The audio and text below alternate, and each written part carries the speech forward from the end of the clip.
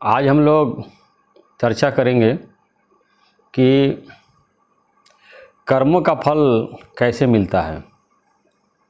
ये बहुत ही महत्वपूर्ण टॉपिक है और इसको समझना बहुत ज़रूरी है कि जो भी हम कर्म कर रहे हैं उसका क्या फल हमको मिलेगा। तो तुलसीदास ने रामचरितमानस में लिखा है, कर्म प्रधान विश्व करि राखा, जो जस करे तास फल चाखा। तो अब तुलसीदास जी चारों वेदों और 18 पुराण जितने शास्त्र है उसका अध्ययन करने के बाद ये निचोड़ निकाला है और रामायण में जो है रामचरितमानस में रामचंद्र जी लक्ष्मण जी को समझा रहे हैं कि पूरी दुनिया की व्यवस्था है एक कर्म पे ही आधारित है।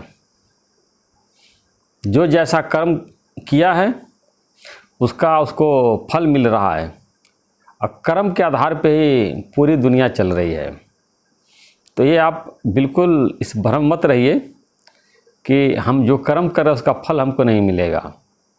ये अवश्य ही मिलेगा, एकदम अनिवार्य रूप से आपके कर्मों का फल आपको मिलना ही मिलना है। जैसे कोई व्यक्ति चोरी कर रहा है, रिश्वत ले रहा है और छुप कर भी पाप कर्म कर रहा है, तो कानून के द्वारा वो नहीं पकड़ा जा रहा है, कानून से उसको कोई सज़ा नहीं मिल रही है, वो कानून से बच गया। लेकिन सर्वव्यापी चेतन परमात्मा जो सबके अंतःकरण में विराजमान है उसके कर्मों को देख रहे हैं और कोई जाने या न जाने तोरा मन दर्पण कहलाए, भले बुरे सारे कर्मों को देखे और दिखाए, तोरा मन दर्पण कहलाए। जो भी अब अच्छा कार्य करते हैं या खराब कार्य करते हैं वो आपके मन में चला जाता है और चेतन मन में चला जाता है और आपको भी याद रहता है। और अगर आपको याद है तो आपके साक्षी चेतन परमात्मा जो भगवान हैं, जो मन को जानने वाले हैं, बुद्धि को जानने वाले हैं, उनको भी पता रहता है। तो जब व्यक्ति शरीर त्याग करके जब परलोक जाता है तो जब वो भगवान के सामने होता है तो उसके सारे कर्म उसको याद आने लगते हैं, सब उसके मन में रहता है, उसको याद आने लगता है और उस कर्मों के अनुसार, ऐसा शास्त्रों में लिखा, स्वर्ग नरक तो किसी ने देखा नहीं, शास्त्रों में लिखा हुआ है कि नरक और स्वर्ग में जाता है। अब ये कि नरक और स्वर्ग का मतलब समझ लीजिए, एक तरफ जहाँ पापी लोग रहते हैं खराब कर्म करने वाले, और एक तरफ जहाँ अच्छे लोग रहते हैं वहाँ उनको बांट दिया जाता है। और उसके बाद भगवान ने बताया है कि भगवत गीता में कि 3 तरह के व्यक्ति होते हैं, एक सतोगुणी, एक रजोगुणी, एक तमोगुणी। तो सतोगुणी जो व्यक्ति होता है सेवा में, परोपकार में, सबके भलाई में लगा रहता है, जनहित में लगा रहता है, निष्काम सेवा करता है, तो जब शरीर त्याग करता है तो वो मोक्ष प्राप्त कर लेता है। अगर उसको मोक्ष प्राप्त करने की कामना नहीं है तो देवत्व को प्राप्त कर लेता है, दिव्य शरीर को प्राप्त कर लेता है और स्वर्ग में लंबे समय तक रहता है।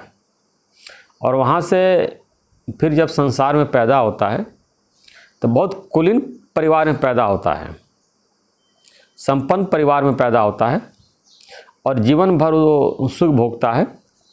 और पुराने चूँकि संस्कार है सतोगुण का, तो सबकी सेवा, सबकी भलाई, सबकी मदद और सहयोग करता रहता है, उसका स्वभाव समाज में दिखता है। सेकंड कैटेगरी के लोग आते हैं रजोगुण वाले, वो केवल अपना पेट पालने में लगे रहते हैं, अपना धन बढ़ाने में। स्वार्थी लोग जिसको बोलते हैं, खूब मेहनत करेंगे, परिश्रम करेंगे, धन कमाएंगे और उसको संग्रह करेंगे और सामाजिक और आर्थिक स्टेटस बढ़ाने में लगे रहते हैं, लेकिन वो परोपकार सेवा भलाई नहीं करते हैं। अपने धन पदार्थों का किसी की मदद के लिए, किसी की सेवा के लिए नहीं करते हैं, केवल अपने बीवी बच्चे परिवार के लिए धन इकट्ठा करते चले जाते हैं। उसको रजोगुणी व्यक्ति कहा जाता है। तो वो शरीर त्यागने के बाद जब ऊपर जाता है तो वहाँ थोड़े दिन वो रहता है ऊपर। उसके बाद रजोगुण स्वभाव का जो व्यक्ति है उसको मनुष्य शरीर की प्राप्ति होती है। तीसरी कैटेगरी के लोग आते तमोगुण व्यक्ति, जैसे चोर हुआ, ठग हुआ, बेईमान हुआ, दुष्हिंसा करने वाला, लड़ाई झगड़ा करने वाला, मारपीट करने वाला, दूसरे को सताने वाला, परेशान करने वाला, जीवन भर उसने दुष्टता का कार्य किया हुआ है, तो उसको तमोगुणी व्यक्ति बोलते, तामसिक व्यक्ति बोलते, चोर टाइप का व्यक्ति। तो वो जब ऊपर जाता है तो थोड़े दिन वो नरक में रहता है। उसके बाद दोबारा उसको मनुष्य शरीर की प्राप्ति नहीं होती है। अगर मनुष्य शरीर की प्राप्ति हो भी गई तो काफ़ी नीच योनि में पैदा, शूद्र परिवार में पैदा होगा, या जीवन भर वो मजदूरी और तिरस्कार, अपमानित जीवन उसको जीना पड़ता है, मजदूरों की तरह उसका जीवन होता है। या बहुत ही ज़्यादा खराब कर्म है तो पशु योनि में चला जाता है। पशु बनेगा, पक्षी बनेगा, गाय बनेगा, भैंस बनेगा, सर्प बनेगा, और 84 लाख योनियों में भटकने के बाद जो है, जब उसके पाप खत्म हो जाते हैं तो दोबारा फिर मनुष्य शरीर की प्राप्ति होती है। तो आपको ये जानना बहुत ज़रूरी है कि कोई भी ऐसा आप खराब कर्म न करें कि आप कानून से तो बच जाएंगे, लोक और समाज से तो बच जाएंगे, लेकिन विधाता से आप नहीं बच पाएंगे और आपके कर्मों का दंड मिलना ही मिलना है, उससे आप बच नहीं सकते हैं। ये शास्त्रों में लिखा हुआ है। और आप लोग, अच्छा, हम तुलसीदास जी से ज़्यादा ज्ञानी नहीं हैं।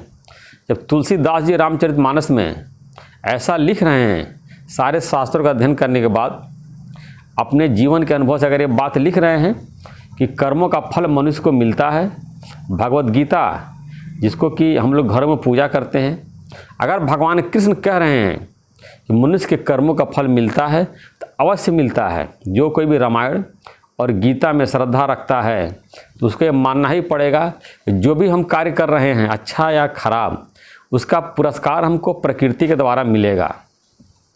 इस प्रकार जान करके जो है हमको अच्छे कर्म में लगना चाहिए। अब अक्सर ये देखा जाता है कि बहुत से खराब कर्म करने वाले जीवन में बहुत प्रसन्न रहते हैं, कोई उनको तकलीफ़ नहीं होती है। तो लोग कहते हैं अरे उसने ज़िंदगी भर उसने खराब कर्म किए हैं और पूरे जीवन में कोई कष्ट नहीं हुआ। और एक व्यक्ति जो है सदाचार का पालन करता है, फिर भी उसका जीवन कष्ट में रहता है। तो इसका उपाय जो शास्त्रों में बताया गया है कि जो भगवान के भक्त हैं, सज्जन हैं, परोपकारी हैं, जाने अनजाने में उनसे भी गलती हो जाती है, नहीं चाहते हुए भी गलत कर्म उनसे भी हो जाता है। तो भगवान चाहते हैं कि इस मनुष्य शरीर में ही अपने सारे पाप कर्मों का, खराब कर्मों का वो फल भोग ले और शरीर छूटने के बाद जो है या तो मोक्ष प्राप्त कर ले या देवताओं के दिव्य शरीर को प्राप्त कर ले। तो भगवान चाहते हैं कि इसी शरीर में सारे कर्म वो भोग ले। आज दूसरे पापी लोग हैं, ज़िंदगी भर पाप किए रहते हैं, तो भगवान कहते कोई बात नहीं, अब तुम्हारा पाप का घड़ा बढ़ रहा है, ये फूटेगा। तो अपने कर्मों का जो फल है ब्याज सहित उसका वो अगले जन्म में फल भोगते हैं। अगले जन्म में जो उनके पाप कर्मों का जो है वो फल उनको भोगना पड़ता है और ब्याज के सहित कई जन्म तक उस पाप कर्मों का फल वो भोगते हैं। और एक दृष्टांत हम आपको बता रहे हैं कि रामकृष्ण परमहंस के गले में बहुत तकलीफ़ थी, कैंसर था, तो बोल नहीं पाते थे। तो उनके शिष्यों को ज्ञान सुनने की इच्छा थी, तो उन्होंने कहा कि गुरुजी आप काली माता से बोलिए, आपसे उनकी बात भी होती है, बात भी आपकी मानती है कि आप गले कैंसर ठीक कर दें।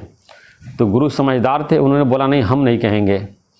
तो विवेकानंद जा कर के काली माता से कहे कि काली माता जी मेरे गुरु जी का जो है आप कैंसर ठीक कर दीजिए, जिससे वो सत्संग कर सकें, हम लोग ज्ञान का लाभ मिले। तो माता ने जवाब दिया, उनका गला हम चाहे तो तुरंत ठीक कर दें, लेकिन अगर गला हम उनका ठीक कर देंगे तो इस जो है उनके कर्मों का फल जो है अगले जन्म में दोगुना भुगतना पड़ेगा। तो हम चाहते हैं कि इसी जन्म में अपने कर्मों का फल वो भोग लें। इस प्रकार आप ये समझ लीजिए कि कर्मों का फल आपको मिलना ही मिलना है। भोगे बिन छूटे नहीं कर्म गति बलिवान। जो भी आपका कर्म है उसका फल आपको भोगना ही पड़ेगा, वो छूट नहीं सकता है। चाहे आप इस जन्म में भोगिए, चाहे आप अगले जन्म में भोगिए, भोगना आपको है। कभी कभी अचानक जो है आदमी के जीवन में सब कुछ अच्छा रहता है और अचानक ये मुसीबत आ जाती है, तो वो या सब कुछ चाहते हुए भी जो है प्रयास भी कर रहा, मेहनत भी कर रहा, सफलता उसको नहीं मिलती है। तो भाई उसका भाग्य जो है उसके आगे आ जाता है, उसका मंद भाग्य होता है, अच्छा कार्य नहीं किए रहता है, तो भगवान या देवी देवता उसके आगे बाधा बन करके आ जाते हैं, या कहते हैं इनका राहु नहीं ठीक है तो शनि नहीं ठीक है, तो ये ग्रह नहीं ठीक है। तो उसको जब ठीक होने के बाद ही जो है आपकी तरक्की हो सकती है। तो उसके लिए तरह तरह के वो उपाय बताते हैं, दान करो, दक्षिणा करो, पक्षियों को खाना खिलाओ, दाना पक्षियों को जा कर के जो है छत पे वो दाना खिलाते हैं। इस तरह से पशुओं को कहते हैं घर के सामने नाद बना दो, उनको पानी पिलाओ। इतने कंजूस टाइप के होते हैं, किसी के लिए वो कुछ कर नहीं सकते हैं, क्योंकि ज़िंदगी भर से उनकी आदत पड़ी हुई है सबका छीनने का, नोचने का। तो कम से कम तुम मनुष्य के लिए नहीं कर सकते हो तो जानवरों के लिए थोड़ा सा जो है दाना पक्षी को खिला दो या पशुओं को पानी पिला दो, थोड़ा सा तुम्हारा स्वभाव उदारचित बने।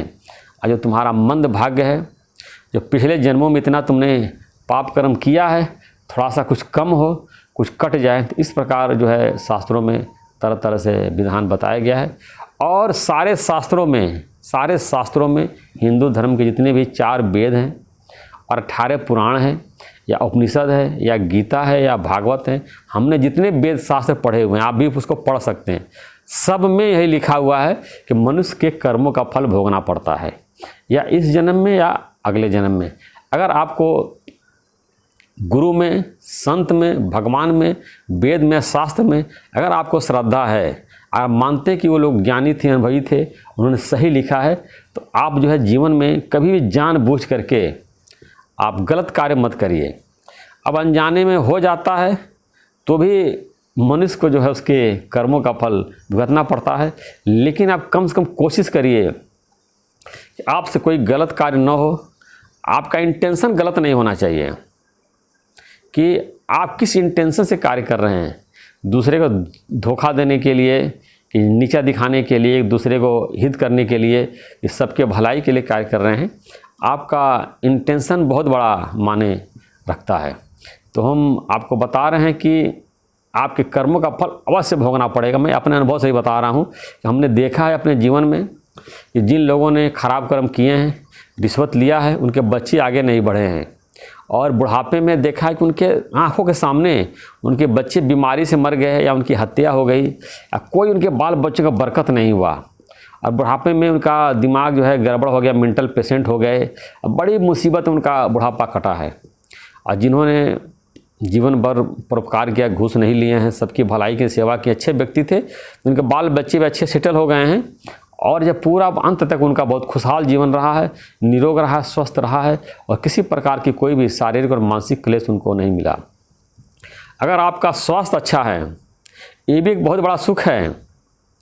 आपको कोई दिमागी टेंशन नहीं है, मानसिक तनाव नहीं, आपको जो है चैन से आप रात भर 7-8 घंटा सो रहे हैं, शरीर स्वस्थ है, तो ये बहुत बड़ा सुख है। अगर आप अच्छा कार्य कर रहे हैं तो आपके जीवन में अगर स्वास्थ्य आपका अच्छा है, आप रात भर चैन से सो रहे हैं, धन दौलत कम भी है तो कोई बात नहीं, ये आपके कर्मों का फल है। अब पूरा मान लीजिए धन है, दौलत है, मकान है, बिल्डिंग है, लड़का आपका नालायक है, आपकी बात नहीं मानता है और वो गलत आचरण वाला है, आपको कई तरह के रोग है, दिन भर डॉक्टरों के चक्कर लगा रहे हैं, दिमागी टेंशन है, वो अच्छा है कि कम धन है, शरीर स्वस्थ है, आपका कोई दिमागी टेंशन, रात भर चैन से सो रहे, वो अच्छा है। और आप प्रभु का नाम ले रहे हैं, याद कर रहे हैं, दिमाग आप शांत है, प्रसन्न है, और भगवान के याद में, आचरण में रहिए, तो भगवान आपको गलत कार्य करने से बचाएंगे। जब भगवान को याद करते हैं तो भगवान हमको गलत कार्य से रोकते हैं, बचाते हैं। और जो भगवान को मानते ही नहीं, बिल्कुल नास्तिक हैं, भगवान ही पूरा उनको छोड़ देते हैं। जाओ, पशुओं की तरह इसका जीवन है, पशु की तरह जी रहा है, अपने कर्मों की वजह से अगले जन्म में वो पशु योनि में उसको जाना ही जाना है। तो कम से कम हम लोग जानवर से मनुष्य बन गए हैं, अब ऐसा कार्य करें कि मनुष्य देवता बन जाएं। ऐसा नहीं कि हम जहाँ पशु योनि से आए हैं दोबारा हम पशु योनि में चले जाएं। तो भगवान ने कहा कि हमारे हाथ में है कि हम अपने को अधोगति में ले जाते हैं कि अपना कल्याण करते हैं। तो हम सदाचार का अगर के मार्ग पर चल रहे हैं तो अपना कल्याण कर रहे हैं, और सदाचार के मार्ग पर नहीं चल रहे हैं, दुराचार के और गलत रास्ते पर चल रहे हैं, तो हम अपने आप को अधोगति में ले जा रहे हैं। आपके कर्म का फल अवश्य मिलेगा।